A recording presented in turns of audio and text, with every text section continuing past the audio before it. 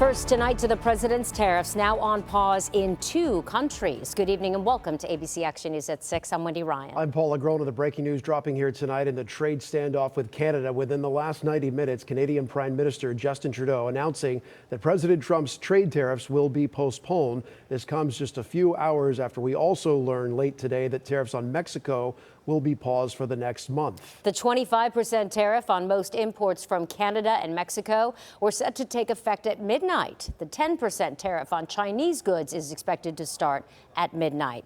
And here's how tariffs work. Goods produced outside the United States face a tax or a tariff when imported. Companies pay that cost, which is then often passed on to the consumer. And those tariffs could have more consequences, especially on construction and housing. Earlier today, I spoke with attorney Chris Stain, who works with local developers in Tampa Bay, about how the ongoing threat of tariffs could impact you.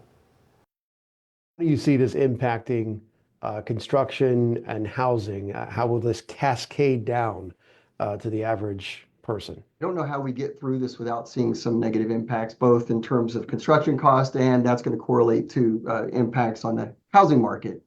New construction areas where we see these materials being particularly relevant. We're talking about softwood lumber. We're talking about gypsum, drywall, perhaps even steel on the multifamily development stuff. Appliances might be very well where you see the largest increase in terms of tariffs and the impacts of tariffs and the resulting consumer prices. So, and I do fully expect that contractors are going to pass these costs along to owners as well. So we're going to see those market effects come downstream. It's easy to get into something. How easy is it to get out of it? So let's say these tariffs are implemented and we're, I don't know, 3, 4, 5, 6 months into it. However, how long this lasts. I mean, it's being used as a negotiating tool. And then let's just say that they reach a deal, the tariffs end. Would it be immediate that the prices would come back down? The largest impact is just going to be some nervousness in the market. You know, construction projects and developments are often years in the making. And where we have this volatility, I think it's necessarily going to cause a retraction in the construction industry.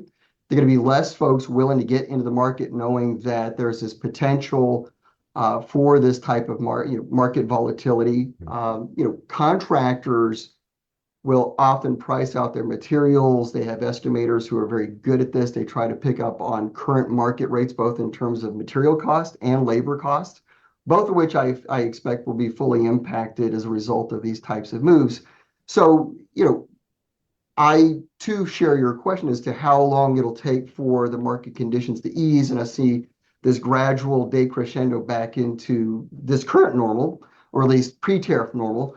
But the bigger question that I would be asking, and I think that I know a lot of contractors and developers are going to be sharing, is what type of market are we stepping into in the long term? Even if this recedes and subsides, and hopefully it will, there's going to be some trepidation necessarily as a result of these types of moves. It's hard to expect that there won't be.